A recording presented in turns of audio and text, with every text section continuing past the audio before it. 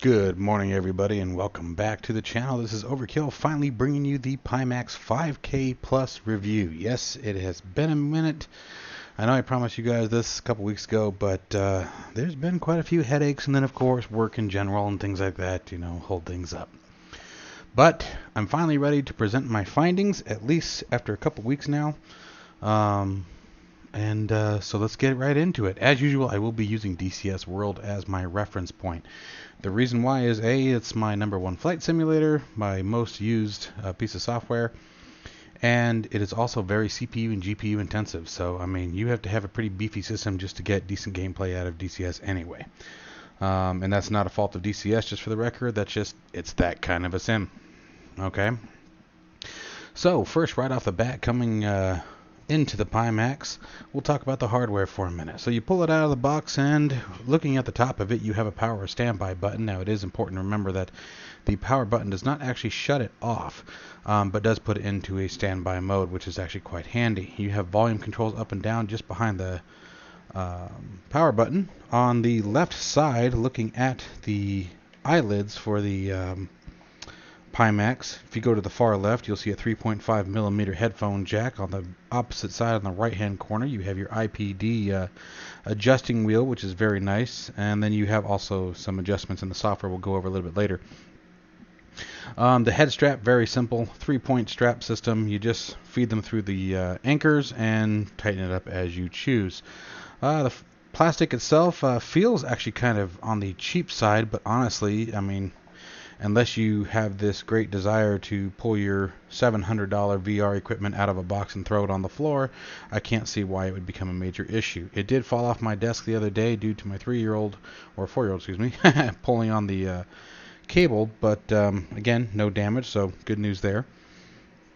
The face cover, or the face guard, is definitely a point of lacking. It's definitely an issue that I did not enjoy. It is a foam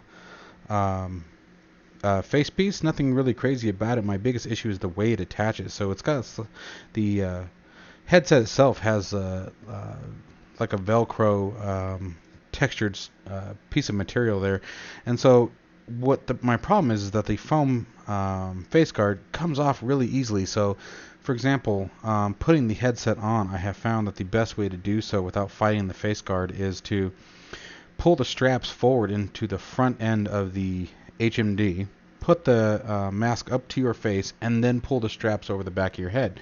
And then you find that you're not fighting it. If you try to put the back of the strap on your head first and then try to sort of slide the headset down into position, that foam face guard comes off very, very easily. So you'll find yourself constantly fighting with it. You have to take the headset off, realign it. Same thing if you go to adjust it while you're using it. So, you've been flying around or whatever you're doing for 20-30 minutes, it moves a little bit. You need to make sure you pull it away from your face and then readjust it. So everything has to be 90-degree adjustments with this face mask. So you pull it back, make sure it's not touching your skin, angle it right, set it back, secure it. Otherwise, you're going to find yourself fighting that thing like crazy. And that's probably my biggest gripe about the HMD. Other than that, it's actually really nice construction. I have no issues with it. The head strap also has a couple of independent straps for the cable, so you can route the cable one direction or the other, if you want it on your left side or your right side, however you want to go. One thing to note about the cable is it's not like the Oculus where it's just a standard display or HDMI cable. This one is a proprietary cable that plugs into the HMD, so be cautious of that. If for any reason you break it or damage it, you will have to go back through Pimax to get a new one. So just to keep that on point. A goofy feature that I still can't understand why you need it. It does have a micro USB-C port on the bottom of it, so you can actually use the HMD as a pass-through. And what I mean by pass-through is, for those of you who don't know what that is if I plug my phone into that port and the HMD is powered on, my computer will recognize a new device, and I can actually transfer data from my phone to my computer going through the VR headset, which I'm not quite sure what its purpose is. I have heard rumors of people attaching fans and things like that to it, but anyway, I mean, to each their own, I guess. I just haven't found a reason to it. I mean, there may be better purpose than what I've discovered thus far, so, we'll see as time goes on. Let's see here. What else? There was something else that just popped in my head. Oh, speaking of the cable, it does come also with its own power adapter. That's right. You actually have to have a place to plug the headset in at. Now, the cable is significantly long enough, and I would say that the cable from the power adapter is at least 6 feet, so no issues reaching the back of my PC where the joining adapter is that's inline on the cable. So essentially you plug the cable into the wall, and then there's a spot on the cable that goes to your computer where you plug the power source into. So nothing real crazy there, no big concerns. Functionality, let's get into that for a moment here. There are two ways to use the Pimax VR. Okay, first off, you can either come here onto Amazon or any other location that sells it, and you can purchase the HTC Vive base station Lighthouse. Now, if you already have an HTC Vive or already have the Lighthouses, you're already in good shape and don't have to worry about this. However, if you do not have this particular unit right here, you will need to pick one up if you want 6 degrees of freedom. Now, for those of you who may be a little hazy on what that means, 3 degrees of freedom means I can look left, I can look to right, I can look up, I can look down, but I can't lean forward, lean back, lean left, lean right, kneel down, okay? And that's what the sensor here will provide, is the 6 degrees of freedom. 6 degrees of freedom means I can move in absolutely any direction and not have to worry about whether or not the headset will track it. Okay, so if you want to be able to lean in and out, walk around, move, kneel, you will need to purchase one of these if you don't have the HTC Vive. Okay, so that's the first thing there. However, with that being said, I will also state that with the use of Steamvr, and Steamvr is required for many of the software that the Pimax can use. Now, I do know that Oculus proprietary games, so any games that are associated with Oculus Home, the Pimax can render natively, so that's kind of good. And I believe the same is the same with HTC Vive, although being blunt and honest here, I haven't done a lot of research with that. My biggest goal to accomplish here in the last couple of weeks while I was messing with it is to find the best settings, the easiest way to get it configured, and just get the performance to where it was where I wanted it to be. Okay, so I don't have a whole lot of back information on the Pimax. I'm sure I'll have more videos to come as time moves on. However, if you do not have a Steam account, you will want to hit the login button here. It will give you the option to create one. Then you'll want to install Steam. Once you get into actual Steam itself, you'll want to go ahead and come in here and go to your library or software or store, however you want to do it. You'll hit the search button, type Steamvr, and get that installed. Steamvr will be required for that to work effectively. Okay. Now, once in Steamvr, again, using simulations, racing simulations or flight simulations, not having the HTC Lighthouse isn't a game breaker. For the first week that I had the Pimax, I did not have a Lighthouse, and I left it that way on purpose, and I made sure to use it every single night.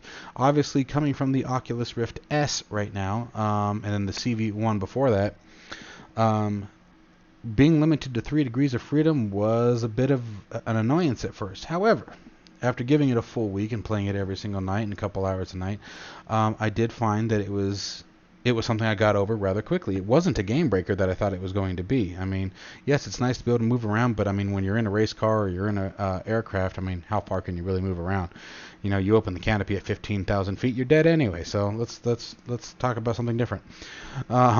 So it wasn't the end of the world. So now, with that being said, at $700 again, I absolutely agree that it should come with one of these HTC sensors already. However, I do know that Pimax is in the process of creating their own sensor kit, but again, this is going to be a separate purchase for another $300 if memory serves. We can actually go here and take a peek and get an idea of what's coming down the line. Where did I find that? Products, kit, there we go. So here's the kit that's coming. You can see it does have 2 sensors and 2 new hand controllers with a $300 purchase. Okay, so and then here's the facial foam replacements. This is what I was talking about a minute ago. This thing moves very, very easily when you try to adjust it while it's attached to your face. So you always want to make sure you pull it away so this isn't touching your face, and then adjust it accordingly. Okay, so just something to pitch out there. So it's another $300 to get the controllers. Looks like what's coming. So that's something that you're going to have to keep in mind, decide the weights and balances on. I don't use the controllers for it. When I want to use the any game that has controllers, needs controllers, right now I've been using the Oculus Rift S, and I'm perfectly happy with it. Typically I only do a couple of family games, archery games, things like that with my family, so I don't worry about it too much. Now, so we've covered the Pimax VR. Actually, you know what? We're going to need that again, so let's go ahead and jump back into that for a minute. So getting into installation and setup, we've already talked about Steam and installing Steamvr. You are going to need that, and you're definitely going to want that on board. Yes, Pimax can play some games natively, but there's plenty that it can't. For example, DCS World used to be one of them, and then in the latest patches, I don't know if it was a release of PiTool or DCS World, but now it's causing a problem with licensing, so it actually won't launch the game in VR. So you have to go through Steamvr in order to get it out there. Okay, so we've covered the base stations, you've covered Steamvr, now let's talk about the PiTool. So you would come here to the PiTool area. Now there is a new release, and I actually just got an email for that. So this isn't the most updated thing. You'll see this is 5/5/2019. Give me just a second here, and I will show you guys what I was talking about. So we'll just pop that guy over, throw this one over here, there.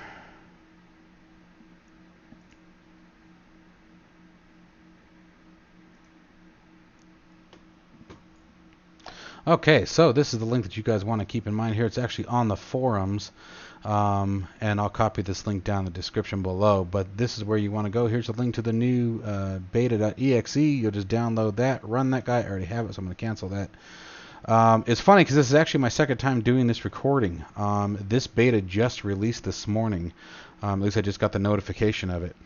And it changed things. I actually had some bigger gripes prior to this new beta, so major props for you guys at the Pimax department. The PiTool has a long way to go, guys. It is not Oculus Rift, it's not Oculus Home, it's not the Oculus tool. So give them time is what I'm going to say. If you decide that this is something that you want to purchase, give it time, give them a chance. Okay. But so do make sure that you grab that particular version. Then going into the PiTool itself, pretty awesome piece of software. It's coming, guys. It really is coming a long way. So I'm not going to talk about the previous versions. I'm just going to talk about what I have here. So obviously on the status window, starting from the beginning, you have your Start VR, which will automatically do what it says, starts the Steamvr without having to worry about going through Steam first. Room setup, pretty self-explanatory. You can define your play area and your safe zones and things of that nature. Device pairing, this is how you would pair controllers. Like I said, HTC Vive, you can pair the controls with it. Same thing with the lighthouses and the trackers. Okay, now, one thing I will tell you guys right now, because I did fight with this with quite a little bit and ended up finding a 60-second YouTube video that literally solved the problem. Every time you start this up or you just purchase the base station, you're like, yay, finally I get that 6 degrees of freedom, and you find yourself pulling your hair out, not understanding why this never goes away. It won't track it. It won't pick up the lighthouse. So, two things I'm going to tell you. If you are using one lighthouse, it needs to be on channel A. The lighthouses have a channel option button. If you buy one or you've seen one, you'll know where it is. It's the only button on the back of the thing. Press it until it says A if you're using one, and I believe B if you're using two, B and C if I remember correctly. When you get this particular error, okay, all you're going to do, I'm holding up my Pimax VR right now. It is in my hand above my head in front of the sensor. Okay, now that's not always the first trick. Okay, so what I had to do the first time that I launched this is, so right now the blue light on the front of the Pimax is facing the sensor. I'm going to rotate my hand, so now the blue light on the front of the Pimax is facing away from the sensor. And then I'm going to turn it back towards the sensor slowly. And sometimes you'll do this more than once, but for whatever reason, you guys will find that it will connect. So don't spend a lot of time pulling your hair out, fighting with it. Just, as silly as it sounds, just do that. So again, you hold your Pimax up, make sure it's facing the sensor, turn it 180 degrees away from the sensor, and then slowly bring it back around, and it will pair. Now, you see that this came back. All what happened is I set my headset down on my desk. It's being blocked by my monitor, so it's out of sight. But like I said, you only have to do that trick the first time. If I pick my headset up, it just made a liar out of me. Okay, there it goes. So, perfect example. It just made a liar out of me. I had to turn it and face it back. But once you do that, it doesn't do it again the entire time you're wearing it. So, little Pimax tips there. Hopefully that will save you guys some time, because, again, this is one of the many struggle points that I had with it with the last version of PiTool. Coming in here to settings, so you do have an ability to check the version of PiTool. And, you know, I didn't even think about it, and I probably should have. I did not use this to update it. I should have. It probably would have been a good thing to test, but oh well. But it does have a check version button. You just tap the version, it will do a run and tell you if it has an update or not. Run PiTool at Windows Startup. Every time you start your computer, do you want PiTool to start? Hide the taskbar when you click the close button. So what will happen is when I hit close, instead of actually closing the software, it'll merely just minimize it to the toolbar. And start Pimax Vr Home. So if you want, every time you launch the PiTool Pimax Vr Home to start, which right now is very, very bland. There's nothing to it. It's literally an empty virtual room. I mean, it looks kind of cool. It's got mountains and scenery and stuff on the edges, but meh. Okay, I don't want that to start. It's just more resources. And that's the other thing that I have noticed is that Pimax Vr Home chews a lot of resources. I don't know why yet, given the fact there's nothing in it. So it has to, I'm sure it has to do with the optimization of the code line. But anyway, something to think about. So I would recommend all three of these disabled. As I mean, if you're not using the VR, you don't want it chewing up your computer resources. But you know, to each his own. Alright, so coming over here, we'll go to the My Games section. If you want to import a game, so this is one of the things I'll show you. We can go ahead and just wipe that out real quick. So we'll go to Import here, find your game installation. Now, every game has an exe, so typically you'll find it in a bin. If it's got a bin folder, you can bet your money it'll be there. In our case, it's dsc.exe. Exe stands for executable. So something that can actually be activated, for those of you who don't know. So that's what you're looking for. And it will, you know, there's a bunch of them here. You'll always be looking for the actual title of your game. Okay, if it has anything else like DCS Updater, okay, that's an actual update service. You know, all these other things, they're not going to be related. You're looking for game title, exe. Okay, if it's got anything after that, chances are that's not what you're looking for. We'll hit open, boom, import success. Now, remember, I did mention that there's already an issue with DCS being able to be launched from this particular method natively, so I'm not going to try it this time. This Fps Vr Viewer, by the way, if you have Steam, go to Steam, look for Fps Vr. It is an FPS counter that works really, really nicely. It gives a really good display, gives you CPU usage and temperature, GPU usage and temperature, frame rate, average frame rate, GPU time frame, a lot of really nice information, and you can do a VR overlay. You activate the overlay and you'll actually be able to see it clamp to your headset, or it can clamp to one of your controllers. Just check it out. It's like $4 if you're one of those people who needs to diagnose what's actually going on, where you're seeing faults, where you're seeing major problems. Really handy tool, and especially for the price. It gives you a lot of really good information. You may see some other things that come up on Steam, by the way. I did try one, I think it was called Core CPU or something, CPU Cores, whatever it was. Don't bother. It was crap. So just get this one, though. I do recommend this. It was very handy, very nice. Much better than the OSDs that come with like the NVIDIA servers, things like that. Not that they're not great, but they don't show up in VR. So, you know, it's something to think about. Okay, so coming back over here to status, or excuse me, settings, we're going to come down to the HMD. And the HMD has its own firmware. This has not been updated yet. I did check this morning when I updated the PiTool. No new firmware for it as of yet. But again, push a button, it'll check the firmware on the headset itself. Lighthouse Tracking. If you do not want to use it, or for example, do not have a HTC Lighthouse, this is where you would either enable or disable Lighthouse Tracking. Backlight Brightness, exactly what it sounds like. It's the brightness of the HMD. It has a couple of presets. You can do high, normal, and low. I clicked it down to low. It's actually really dark when you do that, so, you know, something to think about there. You can manually set your refresh rate, 90, 72, or 64 Hertz, depending on system performance. IPD offset, if you need to do any more fine tuning, you can do it that way. Screen vertical offset value.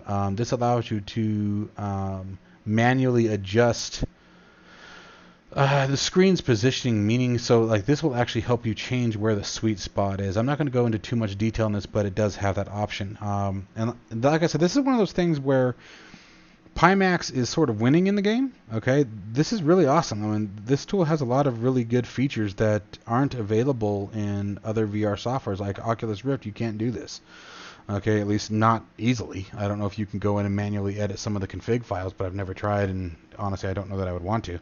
Motion compensation, this is something that's on its way, but not here yet, so stand by. Reboot HMD or restart the PiTool service, so really handy stuff there. You can restore all your settings to default. So again, good stuff. I'm pretty impressed by that. If we come down here to games, this is new. You can do a common setting or set your program settings. You know what? Let's do this. So let's go. It knows DCS is there. So we want to turn off Smart Smoothing. Smart Smoothing is the Pimax version of asynchronous time warp, reprojection, or motion reprojection by Windows Mixed Reality. It's something that's still very, very new, and it doesn't work great with DCS yet. For DCS flyers, though, compatible parallel reprojection or projections, you are going to want that on if you use VR Zoom. If not, the two screens will zoom independently and only zoom the images that they are displaying, which will make it weird. Okay, field of view, here's the good stuff. So you have the large field of view at 170 degrees, normal at 150, small at 120, and even on the small VR or field of view setting, you are still running a larger field of view than any other HMDs that are currently on the market, however, marginally. The normal at 150 degrees field of view is absolutely a noticeable difference, large obviously being a little bit more than normal, but at a much larger performance cost. So I would absolutely recommend normal, especially for you DCS pilots. You will definitely notice a difference. It is cool. Okay. Hidden area mask. This is what this does is, so if there is something that you cannot actually see on the screen, it hides it. And we don't want that. It actually, and they were pretty awesome here, will make some games have better performance, but individual games may have, you know, alternate or abnormal display problems. I haven't had any issues with DCS, but essentially what it does is it doesn't render the areas that aren't currently being displayed. Render quality, this is your pixel density on the PiTool itself, okay? And you have your options of 1.25, 1.5, 1.75, and 2.0. I leave it at 1.0 for now.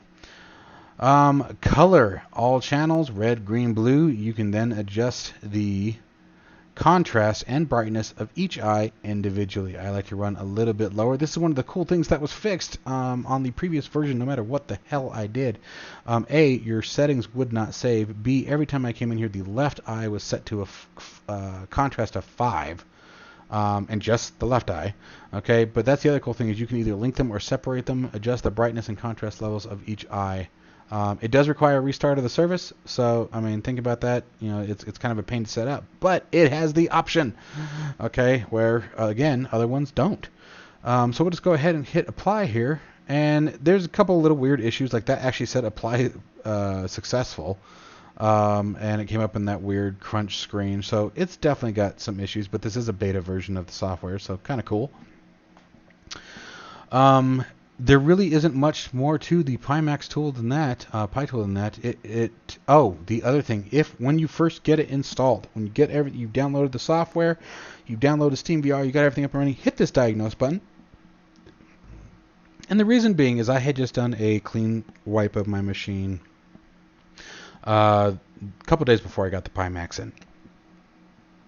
Oh, excuse me, guys, got the hiccups.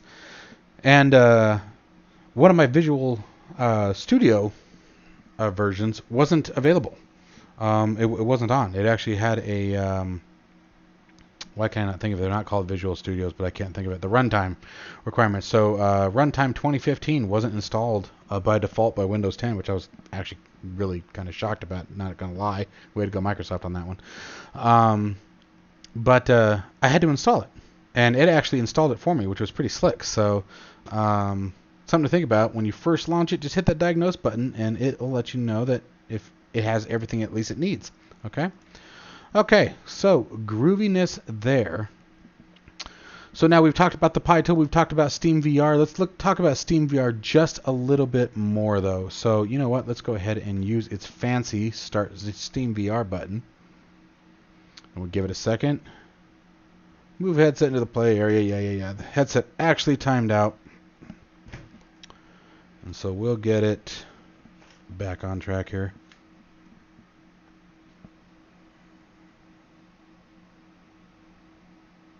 There it goes. Picked it up. Okay. So, cool thing. First off, I have it set to when I start Steamvr. This is the Fps Viewer VR that I was talking about. So you get your FPS, your average FPS, and it's all blank right now because we're not in a game. It's not actually rendering anything. You can set the global resolution scaling of the on-screen display. You can set your application resolution adjustment. So because it is rendering a new object, it can affect your frame rate. GPU temperature and percentage used. So right now my graphics card's running at 54 degrees Celsius at a usage of 32%, which makes sense because it's doing screen recording right now as well. Told you what your GPU memory is. Okay, so I mean you guys can see that here. It's pretty good stuff here. CPU, RAM, so pretty handy stuff. FPS and VR, you can sit here and or Fps Vr, you can set your individual settings, your overlay. You can either hide the overlay, have a transparent background, enable center marker. This is yeah, there you go. Tells you right there. Shows the marker of the center of the room. So good stuff, dudes.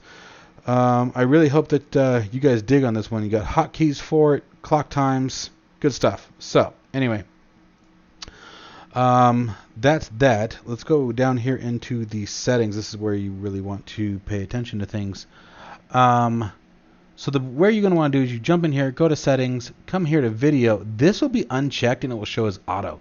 Enable custom resolution. Now you can see that it tells me that GPU headset is recommending 42%, and I'm still doing some testing with it. I actually just started messing with things. I overclocked my CPU, so I'm starting to get some increases. So I'm sort of playing around with that. But start at whatever it tells you to, and then now every time you make a change, you have to close Steamvr, which will likely close whatever VR application you're using. So you have to restart the process again. But start with wherever it tells you to start with, and then slowly work your way up after you get your in-game settings. So speaking of in-game settings, and this is really the only one that you need to worry about inside of Steam. Okay, reprojection. Actually, that's another one that actually I probably want to. I gotta remember where I find that. I thought I had actually disabled reprojection, honestly.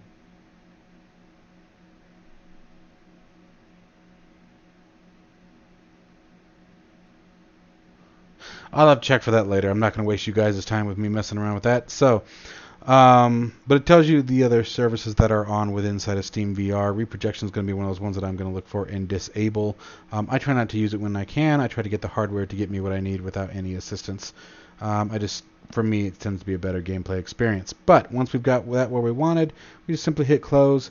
You would hit exit here. That would stop the Steamvr, and then restart it after you've made your changes. Okay.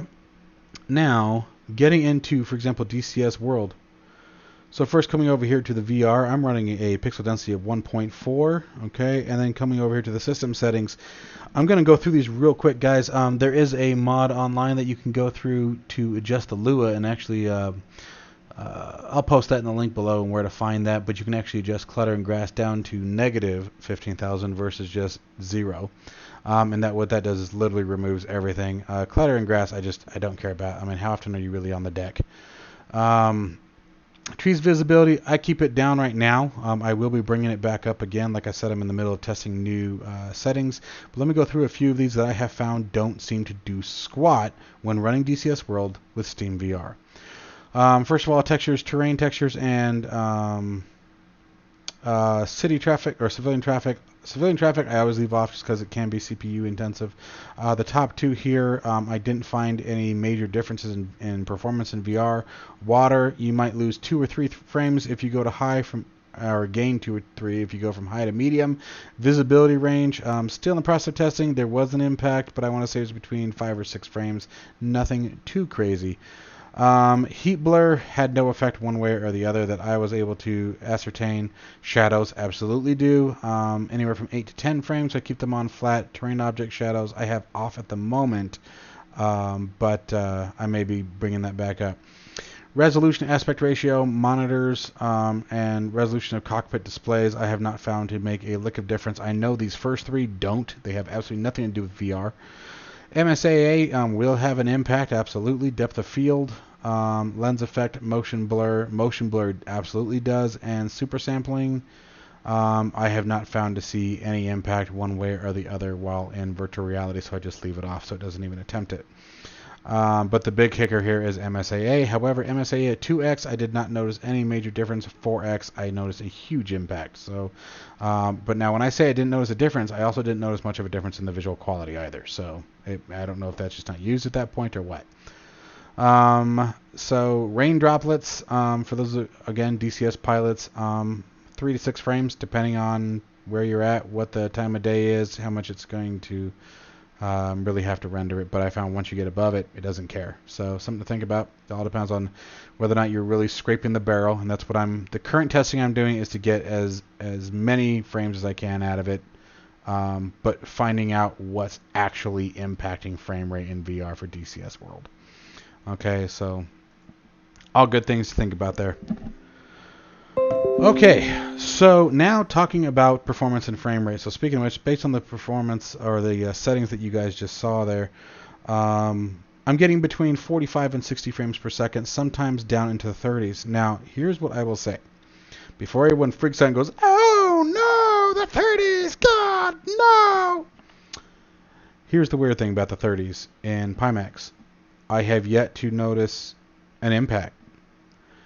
I was shocked. So how this came to be was I was running DCS, sort of flying around. Everything was nice and smooth. And I wasn't getting any stuttering, wasn't getting any jittering, wasn't having any problems, right? And maybe that's that reprojection. That's why I want to find it and turn it off and see what we're getting.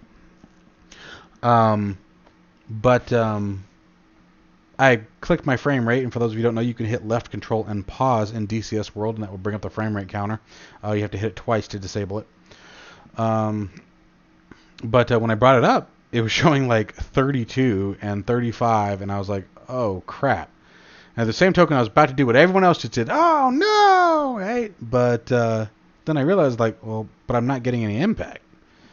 And this was on a busy server that I created. I literally put a ton of crap down on a server. I mean, a ton of crap.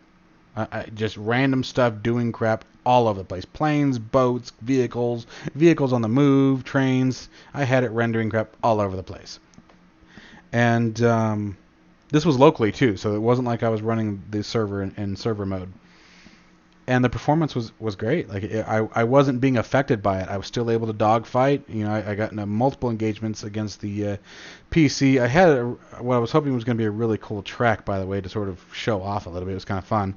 And of course, the DCS replay of air-to-air conflicts is still crap. It showed me getting shot down on the second one when I went through an air. I didn't get shot down to like my 5th sortie, so or 5th engagement, I should say. So.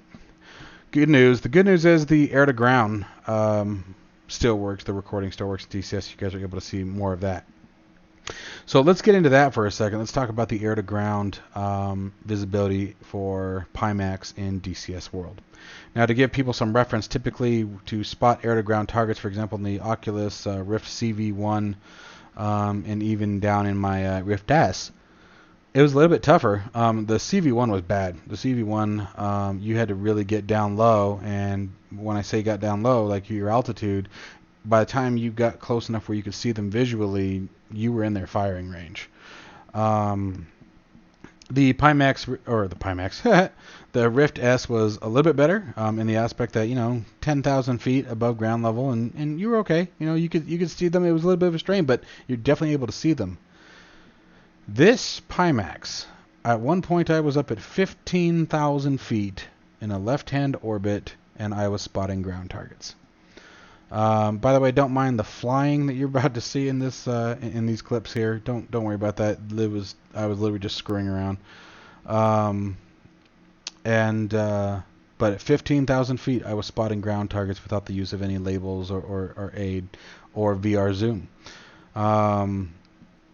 I did use the VR zoom a couple times to see what the difference was, and obviously VR zoom increased the ability to spot ground targets, but at 15,000 feet, unassisted, I was able to spot ground targets using the Pimax VR.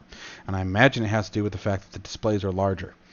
So again, if that's something that's a big game changer for you guys, this is something to think about. And actually that makes perfect sense, because the larger field of view, the larger the display, the more pixels used, the easier the object is to see. Air-to-air fighters, I still find them pretty hard to see. By the time you can see them, they're definitely in your face. But I don't know that I don't have enough to base that on. I don't know if that's unrealistic or not. I mean, it's one thing if you know exactly where to look. And with that being said, when you lock them up on your radar, at least for the F-18, and you get that HUD symbology of where they are and you know where to look, I was spotting them probably 7 to 8 miles. Okay, nothing crazy. The big one was the tanker. On multiple occasions, I was visually acquiring the tanker without the use of any labels or anything like that, between 15 and 19 nautical miles. Okay, the longest one that I spotted him at was 19.2 nautical miles. Now, I guess the disclaimer here is that on that last one, I knew where to look. Right, I knew where he was supposed to be, but I didn't turn the TACAN on. Labels, just for anyone who has reference about labels in DCS, they don't work until you're inside of 10 miles. Okay, so if you have a target that is larger than 10 miles, they don't get the label on it. And that's sort of like one of the big warnings for DCS. Like if you are flying a mission with labels, by the time you see that little label popping up, that means they're close. So be ready for that, FYI. But yeah, the last time that I spotted the tanker visually was at 19.2 nautical miles. And it's funny because I actually got this recording here that you guys have on the screen here, and the recording, it's harder to see in this recording, which is taken from the monitor, which was a replay track. It's harder to see on here than it was in VR. So and it's the same thing with air-to-ground targets, by the way. I can see ground targets easier in the Pimax than I can on my monitor. Now, with that being said, my monitor is a true 4K resolution. And I don't have those pixels right in my face to spot them that closely. So 4K at a distance, it becomes a little bit difficult, I guess. But that's something to think about. Again, is that I was able to see them easier, whatever the reason may be, in the Pimax than I can on the desktop monitor. So another cool feature. Now that can be offset with the desktop zoom. There's a zoom feature in DCS World when you're flying using your monitors that you might as well have binoculars in your hand. So, that's again something to think about there as well. Let's see here. So we have covered performance. We've covered overall construction, software, installation. I'm trying to think of anything that I might have missed here. Tracking. I have no issues with tracking, by the way, with or without the base station. So like I said, without the base station, the only difference is your body's a tripod. You can't move, lean left in, lean left right, whatever. But I haven't had any issues with tracking. Occasional moments where I will recenter thinking that I'm off, but when it moves, it's minor, a minor little adjustment, right? On those HTC Vive lighthouses, the 6 degrees of freedom, I've had absolutely no issues with whatsoever. It's been great. Also, please remember there are some conflicting information out there. You do not need 2. You need 1. Okay? For 6 degrees of freedom. And the reason why I specify that is because these things are $135 a piece. The other thing that I'm going to give you about those is they do not come with a mount. I was sort of, and I'm talking about not even like a little plastic, mounting system that, cost them $4 to make so that way you could put it on the wall with just a screw. No, it doesn't even come with that. It comes with 0 mounts. You have no way to mount this thing out of the box. So when you go to buy them, make sure that if you want to mount them, make sure you have a solution. Right now I have mine sitting up on a shelf and it's working just fine. So keep that in mind as well. All right, guys. Well, I'm not going to continue to ramble on here. I think I've covered everything that is critical. If you guys have any questions or comments, leave them in the field below. I'll be happy to address them in the next video. I'll probably, just like the Rift S, I will absolutely get another one out after a couple more weeks. We'll do something like the Pimax 5K Plus a month later. Hardware specs, just so everyone has them, in case, you know, I always say I'm going to post them and I always forget, so I'm just going to tell you guys. The hardware specs of my machine, this was all tested on a i7 7700K overclocked at 4.7 gigahertz, 32 gigs of DDR, 3200 only running at 2400. The RAM is not overclocked at the moment. And a GTX 1080 Ti for the Win 3. Now, DCS World is running on a Samsung M.2 PCI Express lane hard drive. Now, for those of you who don't know, you know, I could have just said M.2 for those who do know, but the significance to the M.2 hard drive, guys, is the data information is extremely faster than anything that your other solid-state drives can produce. So I wanted to make sure to throw that out there for you guys to know. However, I cannot see that the impact on M.2 would be any different than on SATA. The only way that M.2 is going to make a big difference is in load times and things of that. So again, I just want to make sure you guys had all the information there, and wish you all the best of luck in your VR experience, and look out for the next one. Make sure to hit that like and subscribe button if you guys enjoyed this, so that way you guys get future content. Catch you guys later.